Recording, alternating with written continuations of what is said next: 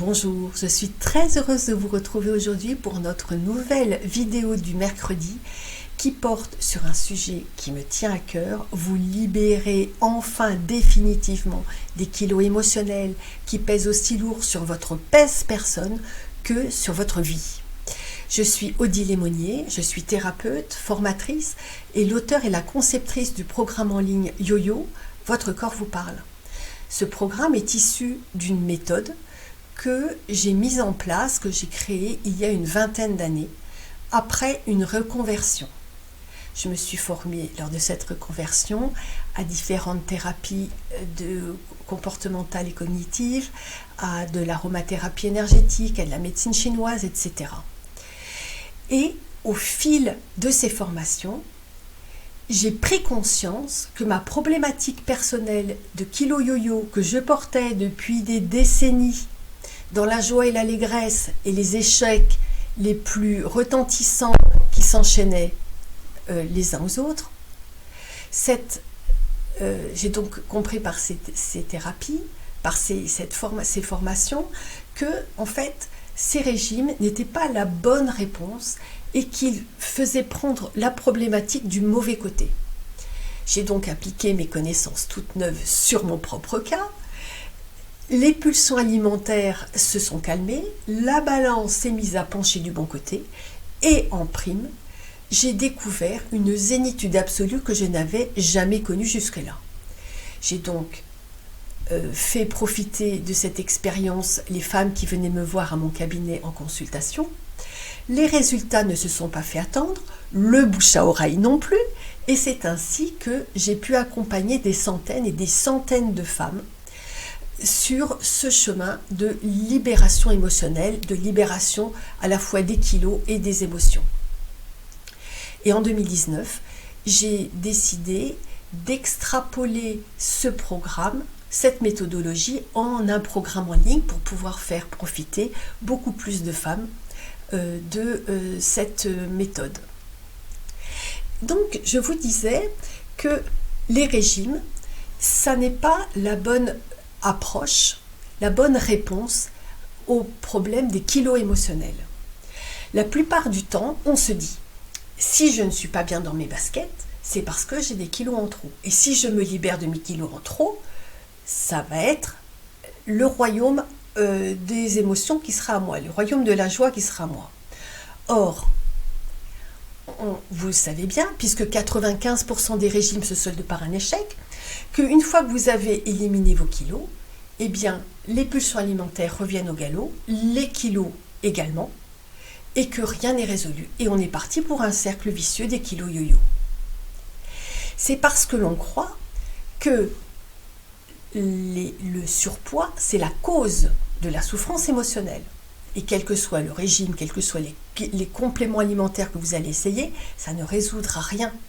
Parce que le problème est mal posé de cette façon. En fait, pour bien poser le problème, il faut comprendre que le surpoids, les kilos en trop, les kilos émotionnels, les kilos yo-yo, sont le symptôme de la souffrance émotionnelle. Et pas seulement la cause. Le symptôme, c'est toute la partie immergée de l'iceberg. Et c'est cette partie immergée qu'il faut prendre en compte pour résoudre définitivement et durablement cette problématique de kilo yo-yo. Et c'est ce que je fais dans mon programme. Je vais vous donner un exemple que je rencontre extrêmement fréquemment pour illustrer le symptôme de cette souffrance émotionnelle. Ce qui compte, ce n'est pas la situation que l'on vit, mais c'est la façon, c'est le ressenti que l'on a face à cette situation, c'est la façon dont on la vit. La plupart du temps, la souffrance émotionnelle que l'on cherche à apaiser à travers les chips ou à travers le chocolat ou les cookies ou que sais-je, provient d'une souffrance émotionnelle que l'on porte depuis son enfance. Et on la porte depuis tellement longtemps qu'elle fait partie de nous, qu'elle est devenue inconsciente. Comme je vous le disais, ce qui compte, ce n'est pas la situation que l'on vit, mais c'est la façon dont on la vit qui est importante et qui laisse des traces dans notre cerveau, dans nos cellules, partout, dans nos corps énergétiques également. Très souvent, j'ai rencontré des femmes qui avaient beaucoup souffert quand elles étaient enfants de l'absence de leurs parents. Les parents témoignaient à leurs enfants leur amour en travaillant d'arrache-pied pour leur permettre de vivre une vie plus confortable sur le plan matériel, de leur permettre de faire des études, ce qu'ils n'avaient pas pu faire, etc. Et donc, les parents travaillaient à corps perdu, d'arrache-pied, et n'étaient évidemment pas présents auprès de leur enfant. Pour eux, c'était leur façon de témoigner leur amour. Sauf que l'enfant, lui, ne voyait pas du tout les choses de la même façon, parce qu'il n'a pas la même maturité. Il a sa maturité d'enfant. Et lui, et la petite fille, quand elle rentrait de l'école, elle avait peut-être des soucis avec ses copines, ou peut-être qu'elle était déçue parce que son petit amoureux ne la regardait pas, ou parce qu'elle avait des mauvaises notes et qu'elle était frustrée parce qu'elle avait beaucoup travaillé, que sais-je. Eh bien, elle était toute seule, elle n'avait personne pour l'écouter. Et elle se disait,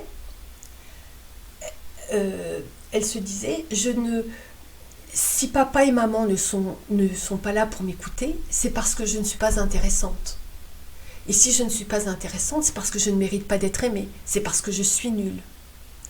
C'est ce qu'on appelle des croyances erronées, des croyances limitantes. Et la petite fille va se construire avec cette idée qu'elle n'a pas de valeur, qu'elle ne mérite pas d'être aimée, qu'elle est nulle. Ces croyances vont être comme un filtre déformant qu'elle va porter année après année. Ce filtre déformant va entraîner une mauvaise interprétation des événements qu'elle va vivre tout au long de sa vie et qui ne font que renforcer l'image fausse qu'elle a d'elle-même. Ce qui fait qu'une fois qu'elle sera adulte, eh bien, quand elle va rencontrer des difficultés dans son travail, elle va se dire « c'est parce que je suis nulle ». Et ça va renforcer encore son manque de confiance en lui-même, en elle-même. Vous voyez à quel point le vécu de l'enfance, on continue à le porter toute sa vie dans ce que l'on appelle l'enfant intérieur. C'est l'enfant intérieur souffrant que l'on porte en soi. Et quand l'adulte souffre, en fait, c'est l'enfant intérieur que l'on a été qui souffre. Et c'est la raison pour laquelle, eh bien, on va chercher à se calmer ses émotions, calmer sa souffrance intérieure par la nourriture, pour s'apporter de la douceur, pour s'apporter du réconfort, peut-être pour remplir un vide intérieur. Et c'est la raison pour laquelle, eh bien, le programme que j'ai créé prend en charge toute cette dimension psycho-émotionnelle à l'origine des pulsions alimentaires et des désordres alimentaires. Mais pas que, parce que contrairement à ce que la science occidentale nous fait croire que nous sommes que notre corps c'est un peu comme un amas de Lego dont les briques sont parfaitement imperméables les unes aux autres, en fait tout est interdépendant. Et la dimension psycho-émotionnelle, elle est centrale dans la libération des kilos émotionnels, certes, mais il faut aussi prendre en compte le bon état physiologique, le bon équilibre physiologique de notre corps pour qu'il soit au service de notre amincissement. Si nous avons des carences, si nous avons un déséquilibre hormonal, si nous avons une flore intestinale qui est déséquilibrée, eh bien, tous ces déséquilibres vont favoriser le stockage des graisses, la prise de poids, et vont saboter tous les efforts que l'on va faire pour mincir par ailleurs. Les croyances erronées, les croyances limitantes, comme je vous le disais tout à l'heure dans l'illustration, elles peuvent provenir des situations ou des événements que nous avons vécus, mais elles peuvent également provenir de notre éducation. Elles sont transmises d'une façon consciente ou inconsciente par notre famille, par notre groupe culturel, par notre religion, etc. Ou alors par ce que l'on perçoit de gens que l'on admire, des stars, etc. Et puis, elles sont très importantes. Il est très important de les comprendre et de les débusquer et de les neutraliser parce qu'elles aussi sont un facteur très important d'auto-sabotage. Je vais vous illustrer par exemple un cas que j'ai fréquemment rencontré, des femmes qui avaient la croyance erronée qu'une bonne mère se doit d'être ronde, confortable, accueillante, et donc si elles mincissent, elles seront beaucoup moins rondes, confortables et accueillantes, et donc elles ne seront plus une bonne mère. Et comme elles veulent rester une bonne mère, eh bien inconsciemment, elles sabotent tous leurs efforts pour rester une bonne mère, ronde et accueillante. Et puis bien sûr, il y a l'équilibre alimentaire qu'il faut prendre en charge également, parce que même sans aller sur des régimes poireaux à l'eau, poisson bouilli, c'est toujours l'exemple que je prends parce que eh bien l'équilibre alimentaire c'est quand même important. C'est pas en comatant dans son canapé en mangeant des pizzas aux frites que l'on va faire pencher la balance du bon côté, on est d'accord. Donc vous voyez, c'est important de prendre en charge tout ce qui peut avoir une influence sur le poids. Et c'est la raison pour laquelle le programme que j'ai créé est un programme en ligne qui est à la fois novateur par le fond et par la forme. Il est novateur par le fond parce que d'abord, l'état d'esprit, c'est important de revenir à soi, de faire les choses par amour pour soi et non de partir en croisade. Le nombre de fois où je vois des pseudos sur les réseaux sociaux, ou le vocabulaire, je pars en guerre contre les kilos, patati patata, mais non, on est déjà tellement en souffrance qu'on a besoin de douceur, c'est ce qu'on cherche dans la nourriture, donc surtout pas de partir en guerre. Ça c'est la première chose, c'est l'état d'esprit, c'est faire les choses par amour pour soi, en cadeau pour soi.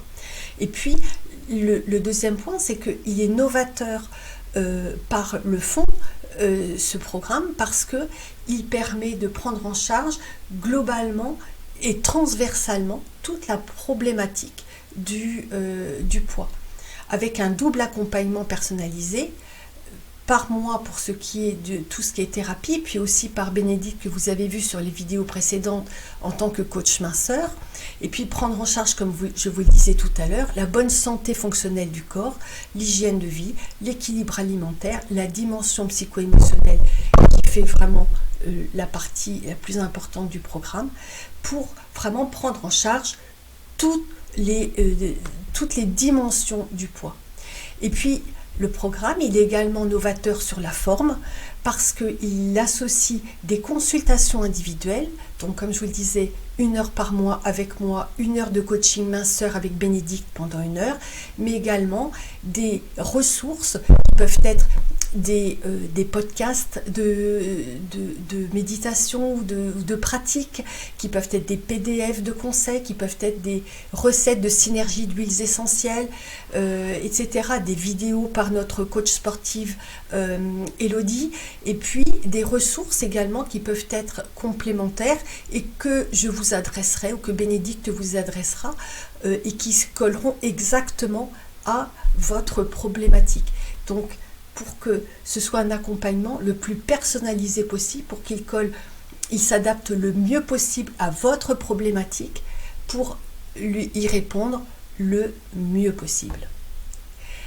Je vous invite à cliquer dans la description. Vous avez un lien pour prendre rendez-vous pour un bilan minceur que nous vous offrons. Alors ça pourra être Bénédicte ou ça pourra être moi qui prendrons rendez-vous avec vous, et nous serons vraiment très heureuses de vous écouter, de vous donner des clés et de vous aider à mieux comprendre ce qui se joue en vous quand vous êtes appelé par le placard à gâteaux ou le réfrigérateur. J'ai hâte de vous retrouver pour ce bilan minceur et je vous souhaite une très bonne journée. À bientôt.